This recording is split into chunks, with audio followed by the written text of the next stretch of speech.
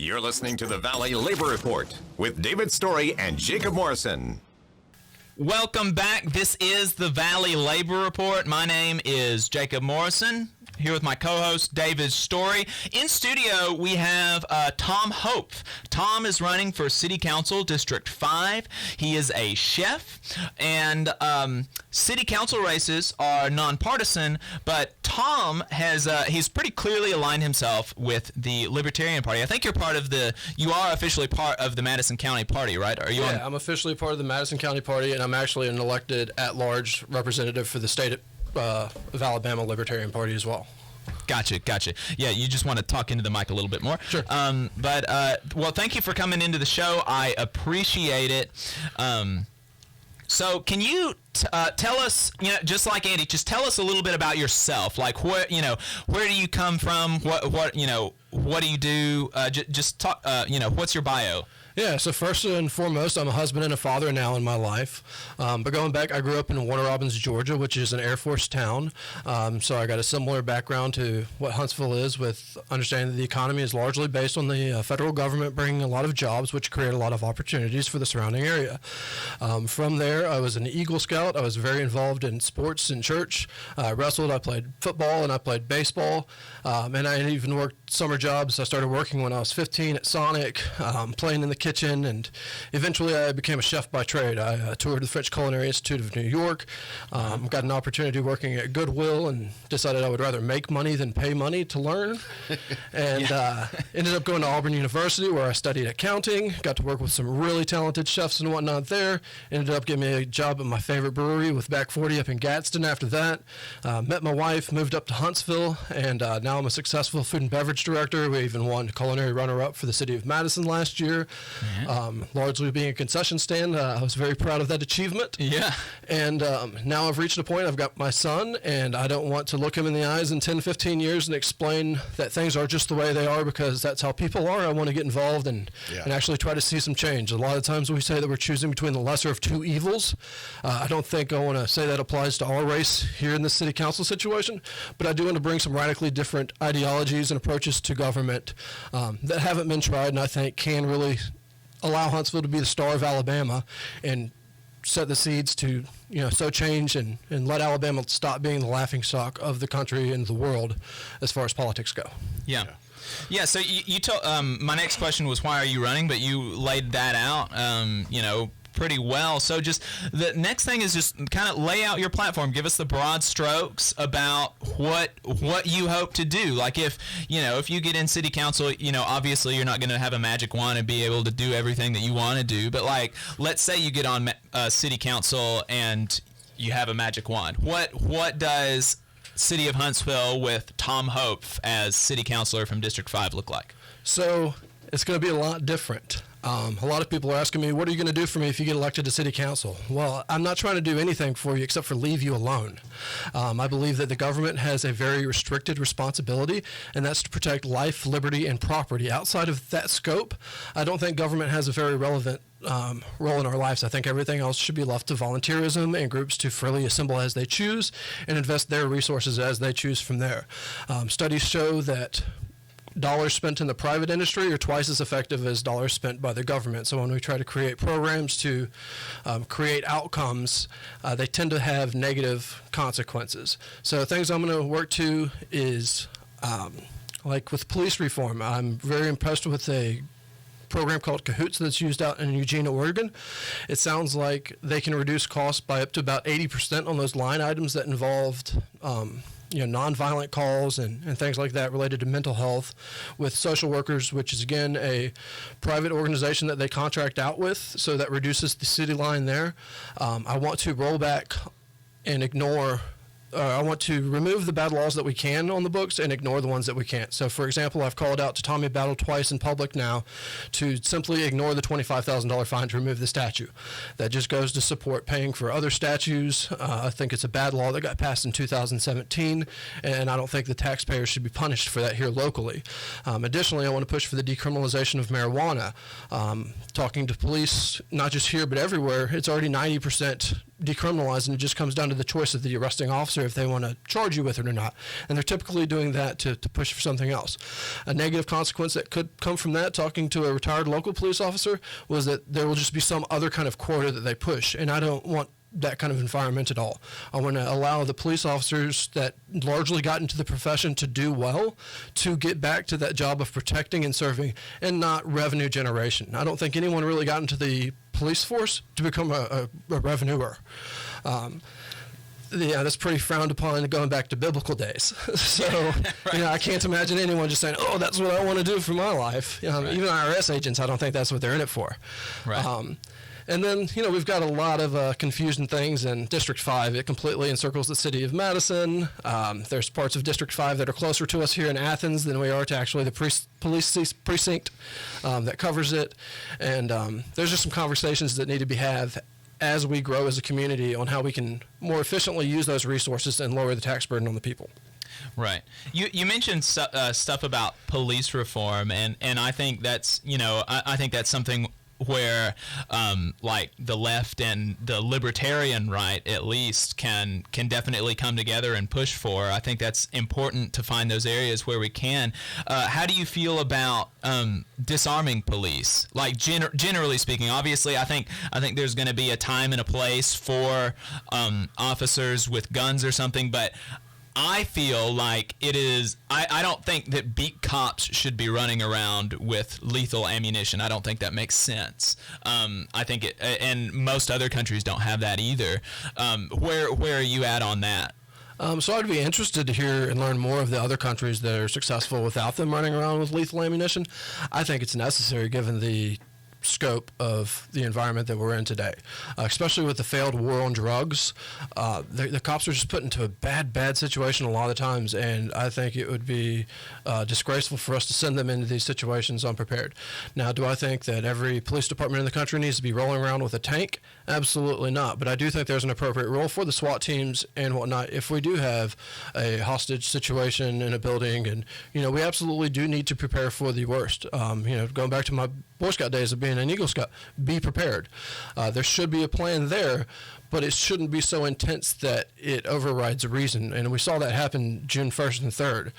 The police were way prepared, and they enacted way prematurely, and I think that they were going completely on their beliefs and the vision that they had, but it was a very perverted viewpoint compared to what was happening on the ground, and it led to some very bad consequences that I think if they go back and do it again, they'd probably change their actions, because they haven't been able to seemingly defend it very well in public opinion. They're trying. They're sure trying, but I think if given the chance to do it again, they'd walk it all back. The police get into the this mindset, and you see it all the time. I've got very good friends that are police.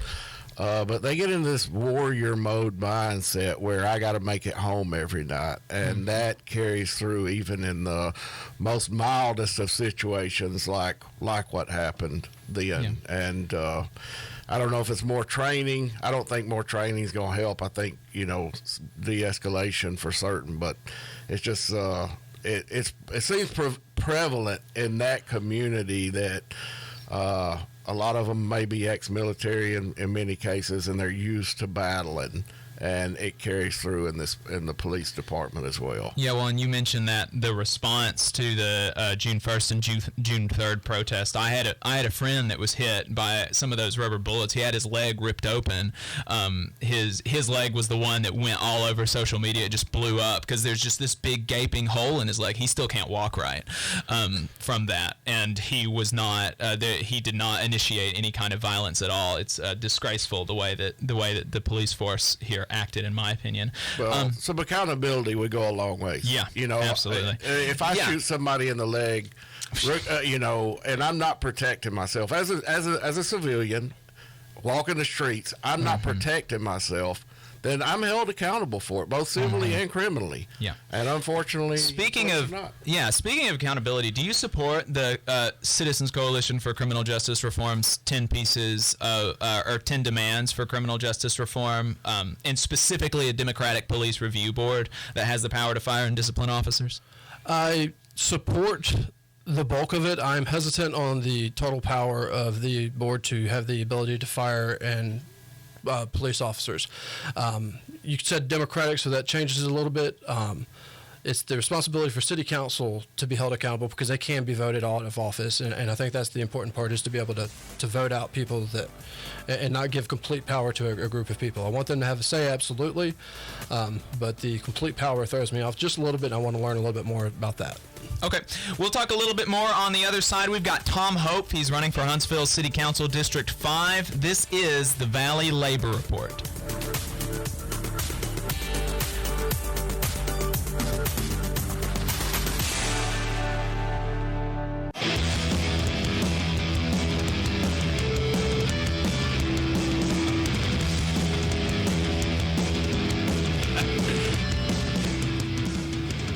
Welcome back to the Valley Labor Report. My name is Jacob Morrison. My co-host is David Story. In the studio, we have Tom Hopf. He is running for Huntsville City Council District 5. He is a libertarian, and we're talking to him about his platform. So we were talking about the police review board, and you seemed kind of hesitant about that, and I did.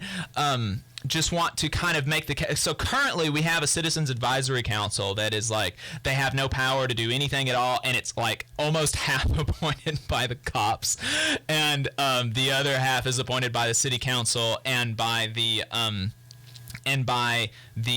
mayor. And so the argument for that the city council that is elected, or the police review committee that is elected, is that isolates that issue, and people are able to vote on this review board on that issue. Whereas when you're voting for mayor, when you're voting for city council, you've got all these other issues, and so maybe you have somebody that's like a total bootlicker or something, right? That's a city councilor, and maybe you vote for them because the other person was a lunatic or something, right? And they put somebody on the police review board that's just really, really like he will never discipline police ever.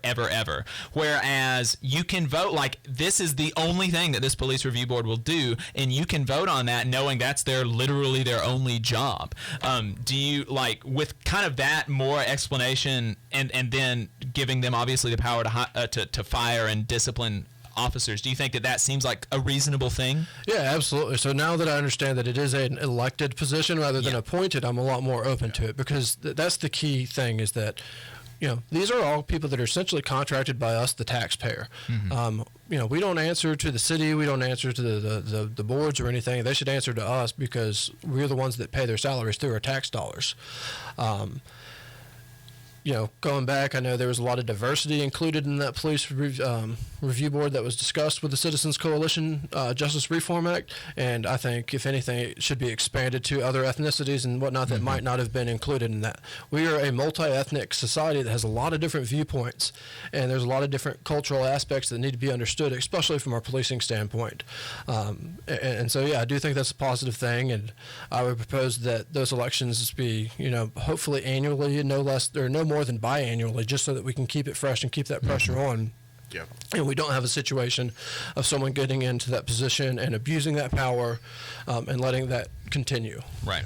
And I've been seeing some folks call in. We're not going to have time to get to calls today. I'm really sorry. If you've got a burning question, tweet us at Labor Reporters, or maybe comment on the Facebook feed, and we might see it and we can ask it. We just don't have time to take calls today, so I'm sorry about that. Next week, going to be taking a lot of calls.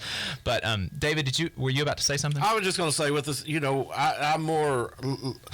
I would more prefer an autonomous society, and the fact that no disrespect to any of the city council, the mayor, or the chief of police, but they all have agendas that they want to push, and a lot of the agenda is back the blue type stuff, and I feel like the police are servants of the people, even though they are hired by the chief of police or the mayor, what have you.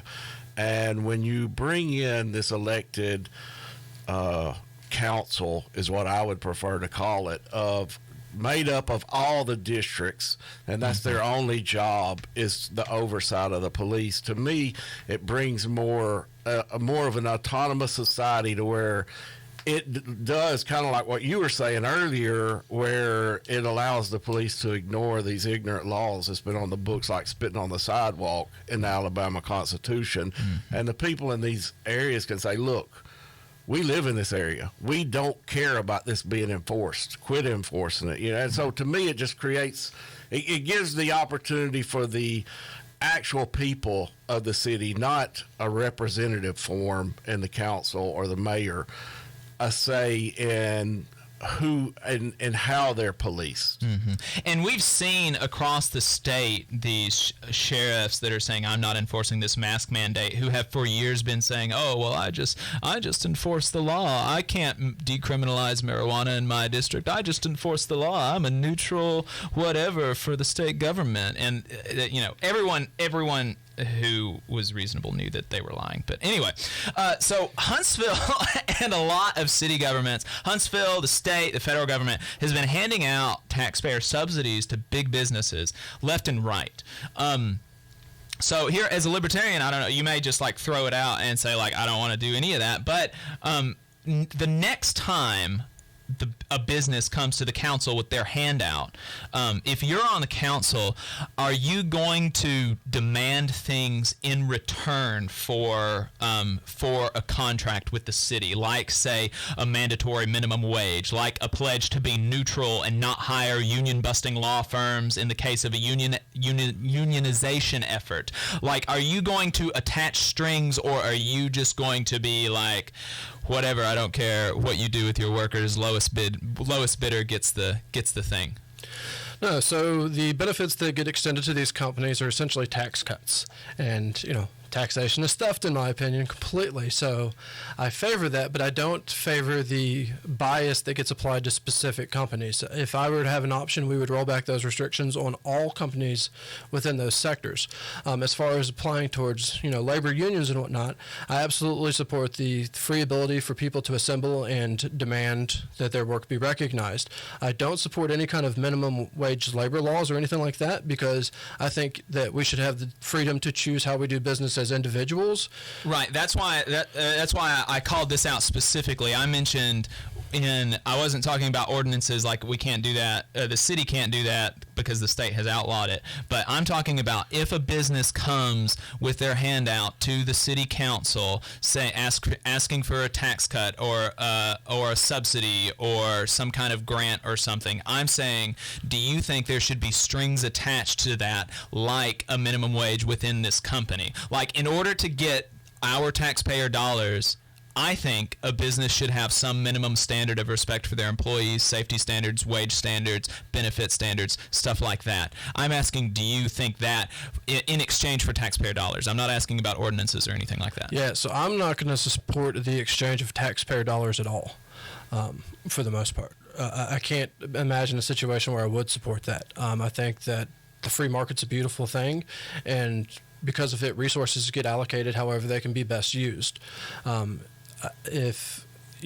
These are big businesses that we're giving these opportunities to. These aren't mom and pop shops. Mm-hmm. And we have too many regulations on the books today that prevent mom and pop shops from opening up. So I'm a huge music lover. That amphitheater is going in real close to my house. It's going to be great for my entertainment value and my property value, but I'm completely against the idea that the city's involved in it. They spent a $60,000 line item a couple of weeks ago to test some concrete for a parking garage. I sold ads when I was back in Auburn to a private firm that was building a parking garage. I think that's where these dollars need to be spent, is through the private sector. I don't think that the public sector needs to be paying and competing against the small mom and pop shops. So when that amphitheater comes up, they're going to try to fill it at least 300 nights a year. And so now our local, restaurants, breweries, entertainment places like that are not only going to have to compete for entertainment on those nights, but they're also going to have to compete for customers. And that's an unfair advantage for the city, essentially. So just to be clear, you're saying that in any time a business comes looking for a tax subsidy, you are going to say no tax breaks, no tax cuts, unless it can be extended to every kind of company that you are. Is that Absolutely. Right? Okay. So speaking of like the freedom to assemble and bargain collectively and stuff, I mentioned this with Andy, and I want to talk about this Well, we've only got 1 minute left. Rain on your parade. Okay. Sorry about that, Jay. No, you're fine. You're fine. Okay, well, this one's a shorter one. So, at Volkswagen up in Chattanooga, there was a unionization effort. There was a union campaign. I'm not sure if you were following that, but during this campaign, we saw the bosses, we saw local, state, and federal politicians harassing VW workers to try to stop them from forming a union a few years ago, telling folks, threatening retaliation, threatening that they were going to leave. Can workers count on you to support unionization efforts, picket lines, strikes, stuff like that, and at least not harass them when they're trying to fight for their rights at work? Yeah, absolutely, 100%. As long as there's not force involved, either through the union or from the government trying to impose on that union, by all means, assemble, strike. We own ourselves. The government doesn't own us. Even if they take out a loan when we get a social security number when we're born, at the end of the day, we're the ones that own ourselves, and we have the freedom to choose. So as long as there's not force being applied anywhere, do as you do. Yeah. I mean, that's nice to hear because it's very rare to hear conservatives not come out and attack people, especially workers. Yeah. It's Yeah, constant. no kidding. Tom, where can folks find you? So my website is Hopf for Huntsville. That's HOPF, P as in Paul, F as in Frank, the number 4, Huntsville.com.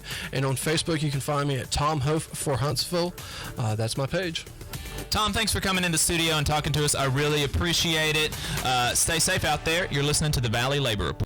Thanks for tuning in, folks. We appreciate your time today. If you want to see what we're up to throughout the week, get our snide quips about the news of the day, then you should follow us on social media. We're on Facebook at facebook.com/Valley Labor Report. We're on Twitter at Labor Reporters. I'm on Twitter at JacobM_AL. David is on Twitter at Radical Unionist. That's spelled RADICL Unionist. If you missed part of the show and want to go back and watch it later, you can search YouTube for The Valley Labor Report and subscribe to our channel. You can go back and watch the full show there, and we also clip segments throughout the week. And if you appreciate our work and want to help keep us on the air, consider throwing us a couple dollars a month on patreon.com/The Valley Labor Report.